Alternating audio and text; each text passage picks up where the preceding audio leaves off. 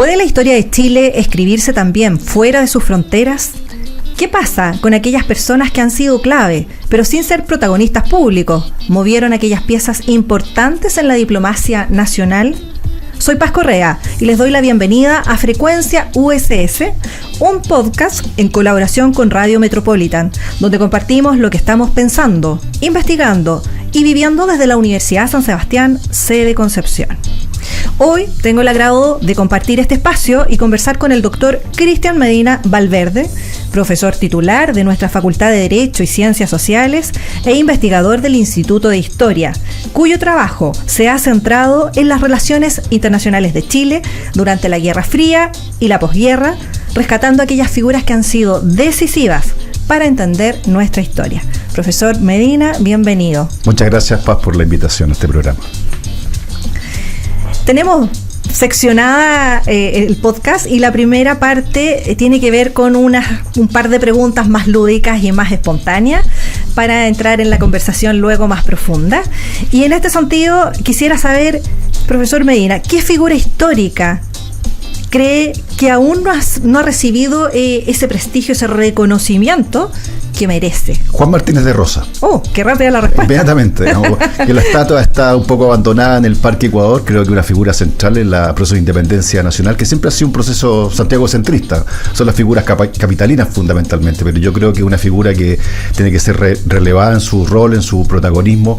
Algo de eso ha hecho nuestro querido amigo Armando Cartes, pero creo que todavía falta un reconocimiento mayor a nivel país. Ya, tenemos tarea entonces. Sin duda. Otra pregunta, y que quizá esta va más al detalle aún, ¿qué archivo, documento, que para ustedes los historiadores es un tesoro, ha marcado el trabajo como historiador?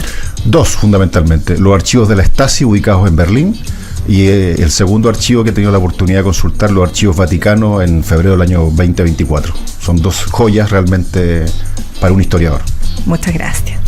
Bueno, ahora vamos a entrar en la temática más profunda. Gran parte de la trayectoria de nuestro invitado hoy día ha estado dedicado, como ya decíamos, a estudiar la política exterior chilena, especialmente en el periodo que convoca la Guerra Fría y la posguerra. ¿Cuál ha sido el foco principal de estos estudios en los últimos años en esta carrera tan destacada? ¿Y por qué resulta tan interesante esta etapa de la historia para un profesor de la Universidad San Sebastián, doctor además? Y cómo podemos compartir esta mirada tanto con los estudiantes que hoy día se están formando, ¿cierto?, para aportar al país y al mundo, pero también a quienes nos escuchan. Fundamentalmente yo he tratado de descentrar en los estudios de la Guerra Fría, siempre focalizado en las grandes potencias, las grandes capitales, Londres, París, Washington, Moscú, y ver cómo un pequeño actor subregional, como el caso de Chile, se movió en esos ambientes tan complejos, que son casi 40 años de conflicto ideológico, y cómo se posicionó.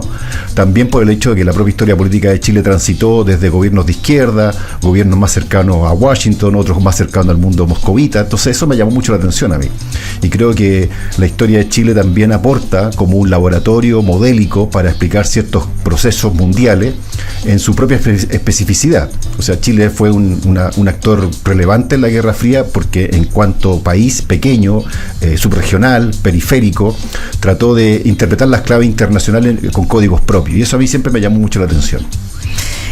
Dentro de los distintos escritos, que además hoy día los tenemos acá y los podemos mencionar, por favor, ¿qué nos puedes compartir hoy día? ¿Sí? Bueno, traje algunos de los trabajos que hemos podido realizar estos últimos años.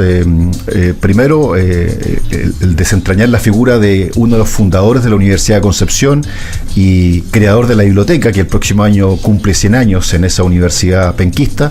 La vida internacional de Luis David Cruz Ocampo, un diplomático de fusta y categoría que no había sido abordado. También una suerte de propuesta de nueva historia diplomática, tratando de ver el diplomático en otras dimensiones, la dimensión emocional, la dimensión cultural, que es el libro Nueva Historia Diplomática, hitos chilenos del siglo XIX y XX, editado por Ediciones de la Universidad San Sebastián, de lo cual estamos muy agradecidos, y lo que ha sido probablemente la investigación más de largo aliento que he desarrollado junto a un equipo también joven, y de la región, debo decirlo, la mayoría de ellos. El libro se llama El refugio chileno Erich Honecker, 1991-1994, que son casi 14 años de investigación en archivos de diferentes partes del mundo, fundamentalmente de Chile, Estados Unidos y Alemania. Este último lo recuerdo perfectamente, estuvimos ahí acompañándolos. Precisamente, esta última obra, ¿cuál es la motivación que hay detrás para resaltar la presencia, la figura, el aporte que hizo Honecker? Bueno, primero que nada, como yo soy un hijo de la Guerra Fría, y probablemente algunos de los auditores no sepan quién es Erich Honecker, es el, digamos, conservero, custodio, gendarme, centinela del muro de Berlín, que fue el ícono de una ciudad mártir, una ciudad dividida como fue Berlín entre Oriente y Occidente, el Berlín dividido de la Guerra Fría. Entonces, cuando él termina sus días en Chile, fue un tema que a mí me llamó mucho la atención. ¿Qué hace este caballero acá con nosotros? ¿Por qué estamos acá? ¿Y por qué el gobierno de la transición, el gobierno de Elwin, le presta todo el apoyo posible para que este señor tenga un juicio justo y pueda terminar sus días en nuestro país, como efectivamente ocurrió, en una casa, que es la casa de su hija, en la comuna de La Reina? ¿Cómo fue? ¿Cómo podemos explicar eso? Y eso fue lo que a mí me llamó más la atención. Por eso abordamos este tema, que después tomó vida propia, porque la verdad es que se agrandó demasiado el tema, precisamente por la riqueza de los archivos. Y coincidió, venturosamente para nosotros, que se empezaron a desclasificar mucha documentación, tanto en Alemania como en Chile, y lo cual permitió darle esta riqueza a esta investigación. ¿Existe un denominador común en varios de estas investigaciones, de estos libros? Y tiene que ver especialmente con aquellas figuras quizás olvidadas, pero que realmente tienen un aporte importante en la historia. ¿Por qué esa inquietud por ir a rescatar estos nombres que tuvieron un rol importante, pero quizás no desde un protagonismo más mediático, más expuesto? Más que olvidadas, yo diría desatendidas por la historiografía chilena. Primero porque el acceso a los archivos siempre está restringido hasta que se liberan los archivos, que fue el caso de Honecker, por ejemplo. Y por otro lado, porque hay archivos que probablemente están en custodia familiar, como es el caso de Luis David Cruz Ocampo, y uno se entera por la prensa, por una pequeña nota, como fue mi caso, que la familia había donado gran parte de ese archivo a la biblioteca de la Universidad de Concepción. Y ahí, como digamos, uno intuye y le baja un poco la curiosidad, ¿qué tendrá ese archivo? Y ahí se emprende la investigación. Entonces, cuando uno hace el levantamiento de literatura, se da cuenta que son figuras que en la parte, digamos, internacional han sido un poco trabajadas por nuestros internacionalistas. También está el tema idiomático para el caso de Erich Honecker, por cierto. Y también hay un tema de recursos, que también es importante señalarlo. No siempre el historiador tiene un fondo, digamos, externo para investigar. Son investigaciones de alto costo, porque implican viaje, implican traslado, pagar ayudantes, en fin, muchas cosas, y no siempre el investigador tiene esos recursos, salvo que se adjudica un monto importante en estos concursos internacionales o nacionales, que fue el caso del libro de Erich Honecker. Yo creo que hay muchísimos personajes que han sido desatendidos, no olvidados, desatendidos, porque claro, al momento de acorralar el personaje te das cuenta que eso implica un viaje fuera de Chile, y que siempre tiene un tema de fondo, porque hay que pagar el pasaje aéreo, hay que comer, el viático, el hotel, ir al archivo. Entonces, claro, eso evidentemente no siempre se puede costear con fondos propios. Me parece a mí que yo tuve la suerte de que muchos de estos temas me encontraron a mí más que yo encontrar el tema. Yo tenía cierta curiosidad, cierta atención por la Guerra Fría cuando pasó el tema de Honecker, y por cierto cuando se dio el tema de Luis David Cruz Ocampo, para poder completar la figura de Luis David Cruz Ocampo. Y es bueno también ser agradecido con la Universidad San Sebastián. Yo adjudiqué un fondo para poder ir a investigar los archivos vaticanos durante el mes de febrero del año 2024. Sin ese fondo probablemente yo no habría levantado gran parte de la información que tengo en otros escritos que tengo sobre Luis David Cruz Ocampo. Entonces creo que también ahí hay un pendiente que no sé cómo se va a solucionar, no estoy en la gran política universitaria, pero creo que hay muchas investigaciones de figuras chilenas que hicieron muchas cosas por el país que no se han trabajado adecuadamente, muchas veces por este tema de que no existe financiamiento adecuado. Vamos a pasar ahora y ir cerrando un poco la interesante conversación de esta jornada, y vamos a invitar a la tecnología a ser parte de este podcast, y esta sección nos arroja una pregunta realizada con inteligencia artificial. ¿Qué perderíamos como país si dejamos de enseñar relaciones internacionales y política exterior desde una mirada histórica, contextualizada y crítica? Perderíamos la única guía que tenemos para nuestro presente.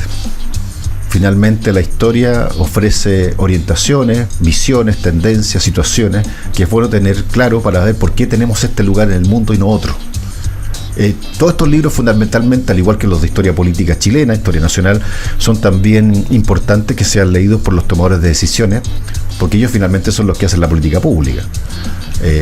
Leer estos libros u otros sobre historia patria, nacional, contemporánea, siglo XIX, en fin, lo que sea, permite tener un conocimiento profundo sobre ciertas situaciones y te entrega la experiencia propia de una vida que ha transitado hasta la actualidad. Sin eso, sin la historia, no tendríamos, insisto, una guía para nuestro propio presente.